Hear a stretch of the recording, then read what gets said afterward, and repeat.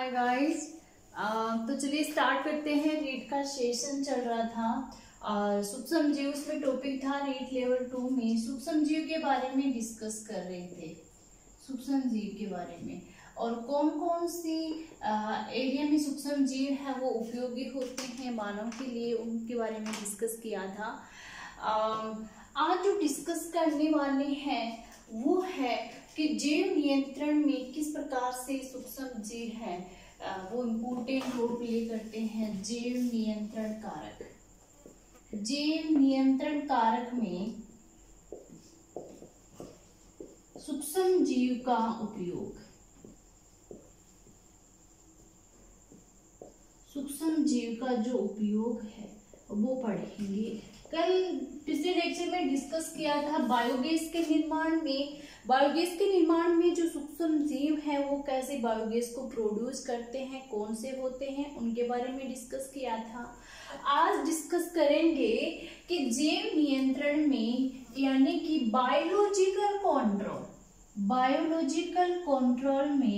Biological control में सूक्ष्म जीवों का जो उपयोग है वो किस प्रकार से होता है।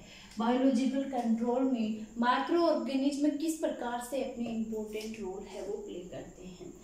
मैं इस चीज को बताने से पूर्व आपको बताऊं कि पहले तो जैव नियंत्रण क्या होता है, जैव नियंत्रण है ये क्या होता है ये समझते हैं। इनका उपयोग किस प्रकार से होगा, कौन से सूक्ष्म जीव होंगे, ये डिस्कस करने से पहले कुछ क्राइटेरिया देखते हैं कि जैव नियंत्रण वो क्या होता है। तो जैव नियंत्रण है कि पादप जो रोग होते हैं, पादप रोग और जो पीड़क होते हैं, जो रोग फैलाते हैं, विभिन्न प्रकार के पीड़क हैं, इनके नियंत्रण की जैव वैज्ञानिक विधि। ध्यान दीजिएगा, मैं यहाँ बोल रही हूँ जैव वैज्ञानिक विधि। नियंत्रण तो किसी भी तरह से कर सकते हैं, लेकिन एक विधि है, उस विधि जैव वैज्ञानिक विधि के द्वारा ये अगर बायोसाइंटिफिक मेथड अगर यूज करते हैं तो ही वो बायोलॉजिकल कंट्रोल माना जाता है, अन्यथा नहीं। किस प्रकार से कि आधुनिक समाज में क्या किया जा रहा है, आधुनिक समाज में पादप रोगों और पीड़कों के नियंत्रण के लिए किसका प्रयोग किया जा रहा है। पादप रोगों और पीड़कों के लिए आज का जो रसायन वगैरह है, रसायन है, जो कीटनाशी हैं, जो आपके पीड़कनाशी हैं, है ना, खरपतवार नाशी हैं, जो सारे हैं इनके फंजीसाइड हैं, इनका उपयोग है वो किया जा रहा है। रसायन, कीटनाशी, पीड़कनाशी ये बायोलॉजिकल कंट्रोल में नहीं आते हैं, ये जैविक नियंत्रण के अंतर्गत नहीं आते हैं, इनका ज्यादातर उपयोग है वो किया जा रहा है।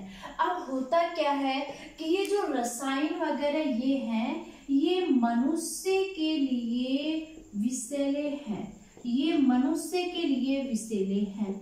मनुष्य के लिए ही नहीं, ये विभिन्न प्रकार के मनुष्य, सबसे ज्यादा इम्पोर्टेंट रोल होता है मनुष्य का इस इकोलॉजिकल इन्वायरमेंट में।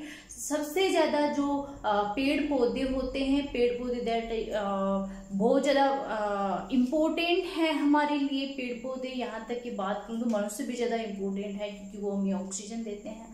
तो ईच एंड एवरी पेड़ पौधे हैं, विभिन्न प्रकार के जीव जंतु हैं, यहाँ तक कि इन्वायरमेंट, पर्यावरण, जैसे कि मृदा को इफेक्ट करते हैं, जल को प्रदूषित करते हैं, इन सभी के विपरीत प्रभाव, इन सभी पर विपरीत प्रभाव डालते हैं, इन सभी पर विषैला प्रभाव डालते हैं, इन सभी पर कुप्रभाव डालते हैं। कौन? ये रसायन, ये कीटनाशी, ये पीड़कनाशी। ये इसी प्रकार से जो खरपतवार नाशी होता है, खरपतवार नाशी का भी क्या उपयोग होता है, जैसे कि आपने देखा होगा कि किसान हैं वो ज़्यादातर लोग हैं वो खेतों में जहर छिड़कते हैं। कि गेहूँ है, गेहूँ में गेहूँ की फसल से जो अनवांटेड जो पौधे होते हैं गेहूँ की फसल में से उनको नष्ट करने के लिए मशीन के द्वारा जहर का छिड़काव किया जाता है।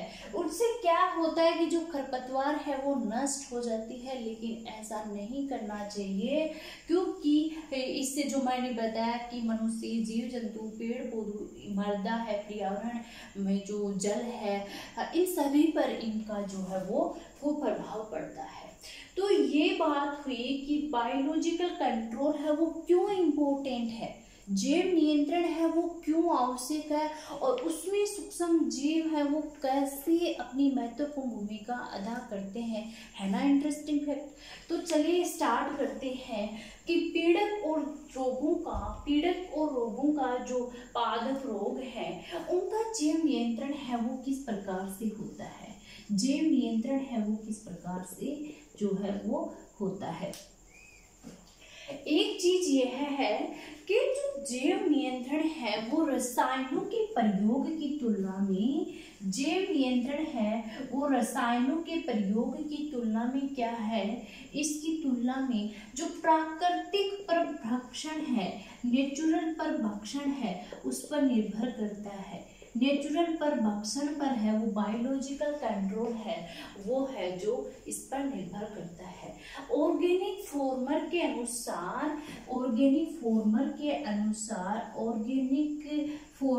किसान के अनुसार जो किसान होता है उसके अकॉर्डिंग जैव विविधता स्वास्थ्य की कुंजी है।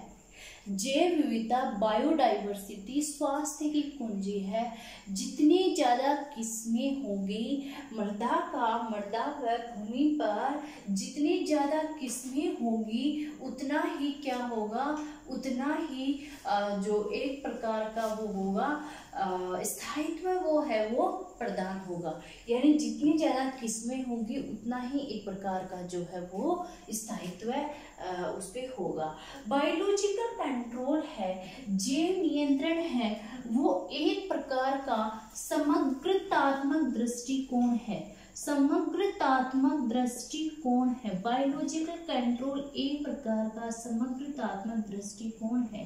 कहने का तात्पर्य यह है कि इसमें विभिन्न जो है जीवों के विभिन्न करोड़ों लाखों जीवों के मध्य आपस में अन्योन्य क्रियाओं के जाल का विकास होता है। विभिन्न प्रकार के जीवों के मध्य आपस में अन्योन्य क्रियाओं का जो है वो विकास होता है। यह है ऑर्गेनिक किसान जो है वो समग्रतात्मक दृष्टिकोण है। बायोलॉजिकल कंट्रोल का जो समग्रतात्मक दृष्टिकोण है वो इस प्रकार से है। एक चीज यह है कि खेत में जो खेत है, खेत का निर्माण है वो किस प्रकार से कैसे होता है। 2 टर्म आती हैं वो ध्यान दीजिएगा, उसके बाद में जो माइक्रो ऑर्गेनिज्म है उसके बारे में डिस्कस करेंगे। एक आता है फोना एंड एक आता है फ्लोरा। एक आता है फोना और एक आता है फ्लोरा। फोना और फ्लोरा क्या होता है, ये खेत का निर्माण करते हैं। यानी कि जो प्राणी जात स्पीसीज होती है उन्हें फोना कहा जाता है, और जो प्लांट स्पीसीज होती है, पादप की जो स्पीसीज है उसे फ्लोरा कहा जाता है। आप दिमाग में इतना ही रखिएगा कि जो प्राणियों की स्पीसीज है, प्राणी जात है, इन्हें फोना, और वो पादप जात है उन्हें फ्लोरा है वो कहा जाता है। ऑर्गेनिक फॉर्मर के दृष्टिकोण में एक चीज है, ऑर्गेनिक किसान जो ऑर्गेनिक फॉर्मर है उसके बहुत दृष्टिकोण है वो विकसित होता है। कौन सा दृष्टिकोण के जो पीड़क हैं इनके कंट्रोल के लिए पीड़क है इनका जो उन्मूलन है, एक दृष्टिकोण विकसित होता है कि पीड़क जो जीव है इनका उन्मूलन, लेकिन इनका उन्मूलन है वो असंभव है। असंभव के साथ साथ में जो है वो अवांछनीय भी बोल सकते हैं, अवांछनीय है, क्योंकि अनेक लाभदायक जो जीव होते हैं, अनेक लाभदायक हजारों की संख्या में, लाखों से की संख्या में जो जीव होते हैं, वो जीव डिपेंड करते हैं, वो जीव निर्भर होते हैं किन पर, जो पीड़क होते हैं इन पर। वो लाभदायक जीव है वो खत्म हो जाएंगे, वो मर जाएंगे अगर उनका उन्मूलन हो जाएगा तो क्योंकि वो उन पर डिपेंड होते हैं, फूड के लिए, भोजन के लिए उन पर डिपेंड होते हैं, इसलिए जो लाभदायक परभक्षी हैं, परजीवी है, वो लिविंग रूप से उन पे जो डिपेंड होते हैं, इसलिए इनका जो उन्मूलन है वो अवांछनीय होता है। इस प्रकार से बायोलॉजिकल कंट्रोल मेथड में जो रासायनिक पीड़कनाशी है, बायोलॉजिकल कंट्रोल मेथड में जो रासायनिक पीड़कनाशी है वो प्रमुखतः है, इस प्रकार से घट जाएगी अंततः है। अब जो मेन फैक्ट है, ये सब सारी बातें थी जनरल अवेयर के लिए, जनरल अवेयर के लिए ये सब सारी चीज़ें मैंने बताई, क्योंकि इनके बगैर टॉपिक को पढ़ना है वो थोड़ा सा बोरिंग सा फील होता है। ये जो मेन चीज़ें हैं, मेन जो बेसिक चीज़ें हैं वो किसी भी टॉपिक के बारे में पता होनी चाहिए, उसके बाद में उसमें क्या होता है उसकी गहराई में बाद में जाना चाहिए। अब जो सूक्ष्म जीव हैं, जीव और सूक्ष्म जीव इम्पोर्टेंट होते हैं। सबसे पहले मैं जीव की बात करूं तो आपने सुना होगा बीटल है, वो अपने बीटल को बोलते हैं भृंग बोलते हैं बीटल, जिसपे कौन सा बीटल, ऐसा बीटल जिस पर लाल रेड एंड काली धारियां हो, वो बीटल, लाल और काली जो धारियां हो वो बीटल। और जो ड्रैगन फ्लाई है वो ड्रैगन फ्लाई, ये दोनों सीक्वेंसली यानी क्रमशः है, क्रमशः का मतलब जो पहले आता है वो पहले के लिए, जो बाद में आता है वो बाद के लिए। ये दोनों क्या है, ये दोनों आपके जो है एफिड और मॉस्किटो से छुटकारा दिलाते हैं। बीटल और ड्रैगन फ्लाई है वो किस प्रकार से इम्पोर्टेंट रोल प्ले करते हैं, ये मॉस्किटो से एफिड और मॉस्किटो से ये है वो छुटकारा दिलाते हैं। कौन, बीटल और ड्रैगन फ्लाई है वो इस प्रकार से इम्पोर्टेंट रोल है बायोलॉजिकल कंट्रोल में करते हैं। क्या मैकेनिज्म होती है वो इसके अंदर डीपली नहीं जाना है। देखिए मैं एक चीज़ आपको मैं बता देती हूँ, बार बार ये चीज़ मैं कहती हूँ कि हर एग्जाम की डिमांड होती है, हर एग्जाम की डिमांड होती है कि वो आपसे क्या मांग रहा है, आप उसके अकॉर्डिंग चलिए। आप पढ़ने को, सूक्ष्म जीवों के उपयोग की पढ़ने को मोटी मोटी बुक्स आती है, इतनी मोटी बुक्स है ना, वो पढ़ने में आपको 1-2 साल का टाइम भी लग सकता है, एक टॉपिक क्लियर करने में आपको साल भर लग सकता है। बहुत मोटी वॉल्यूम चलते हैं, एक ही नहीं, बहुत सारे वॉल्यूम चलते हैं।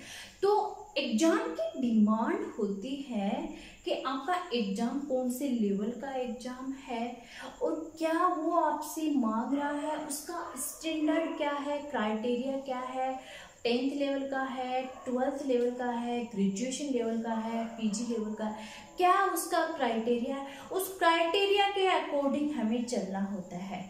बहुत सारे मेरे पास में पर्सनली मैसेज भी आए हैं, व्हाट्सएप पे मैसेज आए हैं कि मैडम आप जो टॉपिक करवा रहे हो वो शॉर्ट में करवा रहे हो, बाकी यूट्यूब चैनल है उस पर तो बहुत विस्तार से हमें देखने को मिलता है।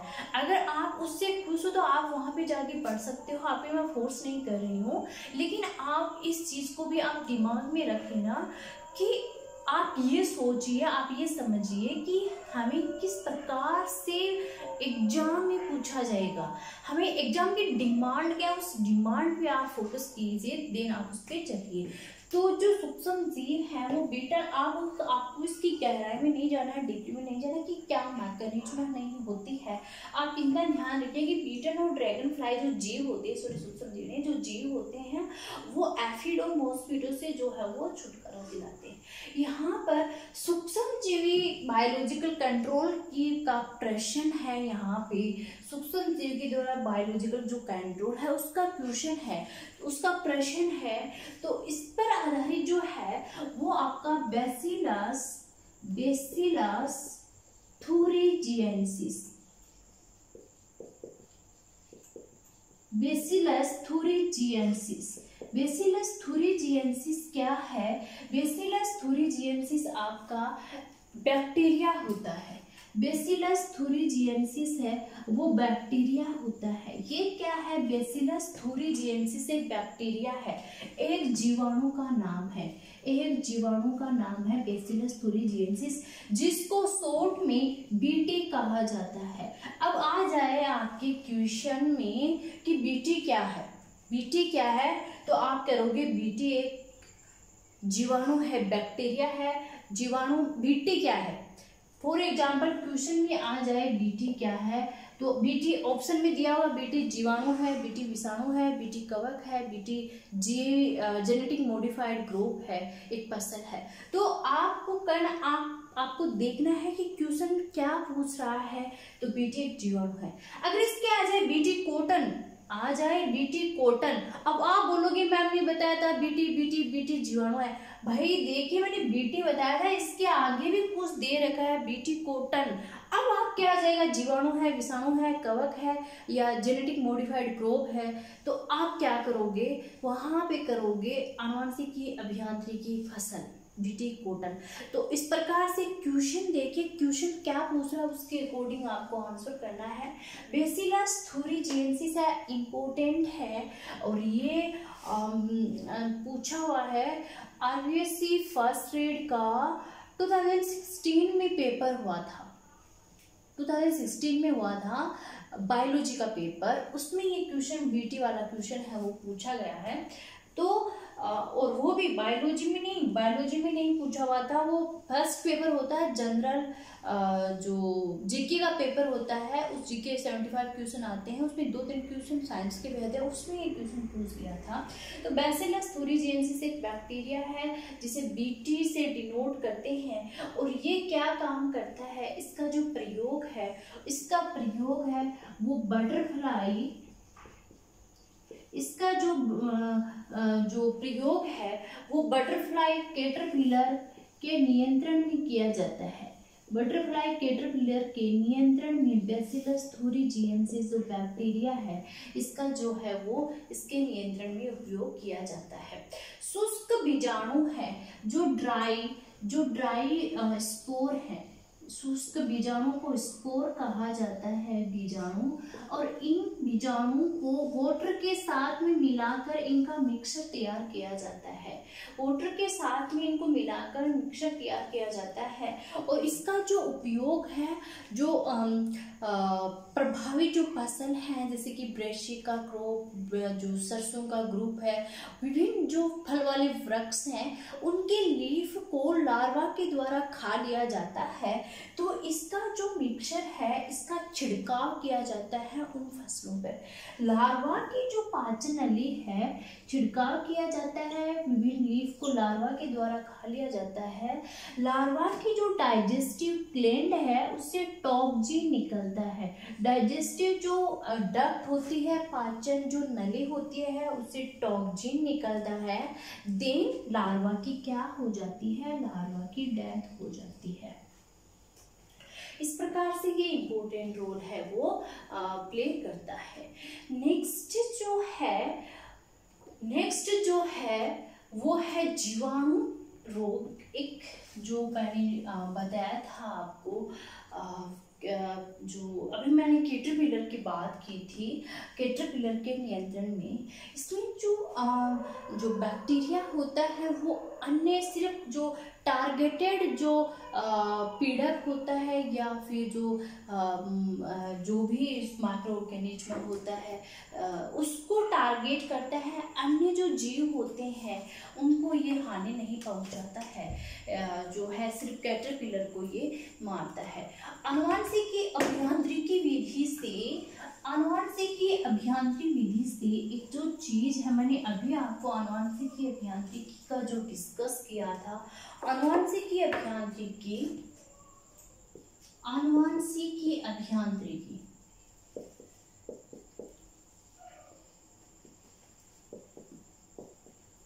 जेनेटिकली इंजीनियरिंग विधि से, जेनेटिकली इंजीनियरिंग जो मेथड है, आनुवंशिकी अभियांत्रिकी विधि से, जेनेटिकली इंजीनियरिंग मेथड से क्या किया गया है। पहले तो मैं ये बता देती हूँ कि आनुवंशिकी अभियांत्रिकी मेथड क्या होता है। इस चीज के बारे में ये क्या किया गया है, आनुवंशिकी अभियांत्रिकी ये होता है, सिंपल शब्दों में आप ये समझिए कि लेबोरेटरी में, प्रयोगशाला में जीनों में हेरफेर करके ऐसे उत्पाद प्राप्त कराना जो कि मनुष्य के लिए लाभदायक हो, उसे आनुवंशिकी अभियांत्रिकी विधि कहा जाता है। तो इस मेथड से जो बीटी टॉक्सिन जीन है, बैसिलस thuringiensis में जो जीन है जो कि कंट्रोल करता है पीड़क के लिए जो टॉक्सिन है, वो जीन है उसको ट्रांसफर किया जाता है प्लांट्स में, पादपों में उस जीन को ट्रांसफर किया जाता है। कौन से मेथड से, आनुवंशिकी अभियांत्रिकी मेथड से। और ऐसे जो प्लांट्स होते हैं वो पीड़क के प्रतिरोधी होते हैं। ऐसे प्लांट्स पीड़क के प्रतिरोधी होते हैं, यानी कि इन पर जो पीड़क का अगर आक्रमण होगा तो आक्रमण नहीं हो पाएगा, उनके अगेंस्ट ये जीवित रहेंगे, उनका कोई इफेक्ट इस पे है नहीं होगा। उदाहरण की मैं बात करूं, उदाहरण है बीटी कॉटन। आ गई ना बात जो मैंने आपको बताई थी, उदाहरण है बीटी कॉटन। बीटी कॉटन कपास की एक जो फसल है जो कि जेनेटिक मॉडिफाइड है, आनुवंशिकी अभियांत्रिकी के द्वारा इस फसल को तैयार किया गया है। इस फसल को पीड़क वो नष्ट कर देते थे, जबकि इसमें है बैसिलस thuringiensis की टॉक्सिन जीन है जो कि इस फसल में ट्रांसफर कर दिए गए हैं और इसे तैयार कर लिया गया है। इसका व्यापारिक रूप से बहुत ज़्यादा उत्पादन हो रहा है। अब जैव नियंत्रण कारक की मैं तहत बात करूं, जैव नियंत्रण कारक के तहत मैं बात करूं तो वो एक फंजाई है और बहुत ज़्यादा इम्पोर्टेंट है। वो फंजाई है, जैव नियंत्रण कारक की मैं माइक्रो सूक्ष्म जीव की मैं बात करूं तो वो एक फंजाई है और वो फंजाई है ट्राइकोडर्मा फंजाई। ट्राइकोडर्मा जो फंजाई है उसका उपयोग पादप रोगों के उपचार में किया जाता है। पादप रोगों के उपचार में इस ट्राइकोडर्मा फंजाई का उपयोग है वो किया जाता है। ऐसी प्रजाति है फंजाई की, वो क्या होती है, वो फ्री लिविंग स्पीसीज है, यानी यह एक कहने का तात्पर्य है यह एक मुक्त जीवित कवक है। ट्राइकोडर्मा है वो एक मुक्त जीवित कवक की कैटेगरी में आता है। यह है जो पादप रोग जंतु के प्रभावशाली जैव नियंत्रण कारक के रूप में यह है। नेक्स्ट, ये जो कवक है वो कहाँ पाया जाता है, ये कवक है वो उपस्थित होता है, कहाँ पाया जाता है, ये मूल पारिस्थितिकी तंत्र में ये कवक है वो प्रेजेंट होता है। मूल पारिस्थितिकी तंत्र में ये कवक प्रेजेंट होता है। नेक्स्ट मैं जो बात करूं वो है माइक्रो ऑर्गेनिज्म, और वो माइक्रो ऑर्गेनिज्म है आपका वायरस। कौन सा वायरस की मैं बात करूं, वायरस का नाम लेते ही सबके दिमाग में चकाचौंध उड़ती है, क्योंकि कोरोना वायरस ने सबको हिला रखा है। लेकिन ऐसा नहीं है, कुछ वायरस है वो बहुत ज़्यादा उपयोगी होते हैं। जी बिल्कुल, एक वायरस की मैं बात कर रही हूँ और वो वायरस है बैकुला। वो वायरस है बैकुला वायरस।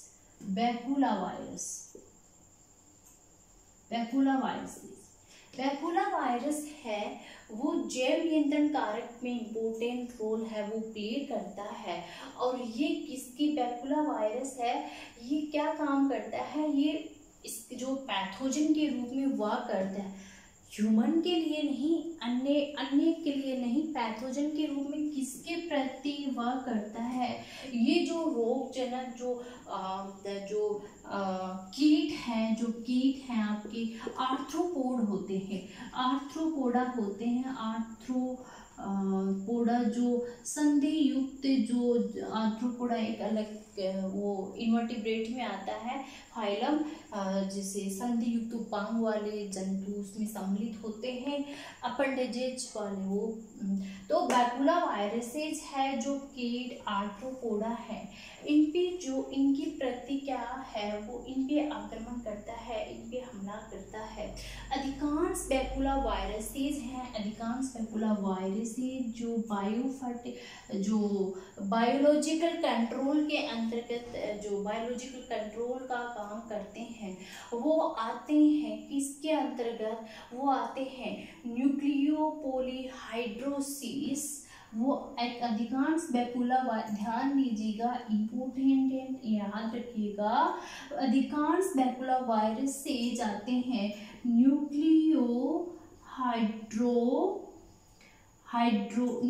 अधिकांश बैकुला वायरस से जाते हैं न्यूक्लियोपॉलीहाइड्रोसिस। न्यूक्लियोपॉलीहाइड्रोसिस जो जीन है उस कैटेगरी के न्यूक्लियोपॉलीहाइड्रोसिस वायरस जो जीन है उस कैटेगरी के अंतर्गत है वो बैकुला वायरस है, वो इंक्लूड होते हैं, उस श्रेणी में आते हैं।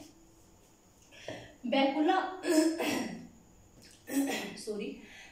वायरस हैं ये बैकुला वायरस स्पीसीज स्पेसिफिक होते हैं और जो ये नैरो स्पेक्ट्रम कीटनाशक के प्रति अति उत्तम माने गए हैं। और ये हैं बैकुला वायरसेज हैं प्लांट्स, ह्यूमन, स्तनधारी, पक्षी, मछली, यहाँ तक कि लक्ष्य विहीन कीट पर भी ये हानिकारक प्रभाव है वो नहीं डालते हैं। लक्ष्य विहीन कीट पर भी हानिकारक नहीं डालते, सिर्फ टारगेट होते हैं इनके कीट आर्थ्रोपोडा जो कि पैथोजन के रूप में वाह करते हैं और इनके लिए ये हानिकारक होते हैं, इनको डेस्ट्रॉय करते हैं बैकुला वायरसेज। इस प्रकार से बायोलॉजिकल कंट्रोल में कौन कौन से सूक्ष्म जीव हैं, बायोलॉजिकल कंट्रोल में कौन कौन से जीव और सूक्ष्म जीव जो पढ़े थे, पहले अपन ने देखा था बीटल की बात की थी, देन अपन ने जो बात किया था ड्रैगन फ्लाई के बारे में डिस्कस किया था, देन जो आया था अपन ने डिस्कस किया था वो जो बीटी के बारे में, ड्रैगन फ्लाई के बारे में डिस्कस किया था, बीटी के बारे में बैसिलस थूरिजिएंसिस के बारे में डिस्कस किया था, फिर अपन ने ट्राइकोडर्मा के बारे में डिस्कस किया, ओके, और देन लास्ट में डिस्कस किया बैकुला वायरसेस के बारे में जो है वो डिस्कस किया। इस प्रकार से ये जीव और माइक्रो ऑर्गेनिज्म सूक्ष्म जीव का किस प्रकार से रोल होता है बायोलॉजिकल कंट्रोल में। इससे पहले बायोलॉजिकल कंट्रोल क्यों इम्पोर्टेंट होता है, यानी कि जैव नियंत्रण है वो कैसे होता है, क्यों जरूरी होता है हमारे लिए, उसके बारे में डिस्कस किया। किस प्रकार से रसायनों का इफेक्ट होता है उसके बारे में पढ़ा। तो ये था आज का सेशन। और आप इस जो चैनल पे अभी नए हो तो इसे सब्सक्राइब कर लीजिए, बेल आइकन को प्रेस कर लीजिए और अपने फ्रेंड्स के साथ में भी जो रीड की प्रिपरेशन कर रहे हैं अभी उन्हें भी ये शेयर कीजिए ताकि उन लोगों को भी इसका जो बेनिफिट है वो मिल सके। तो चलिए पढ़ते रहिए, मेहनत करते रहिए। All the best.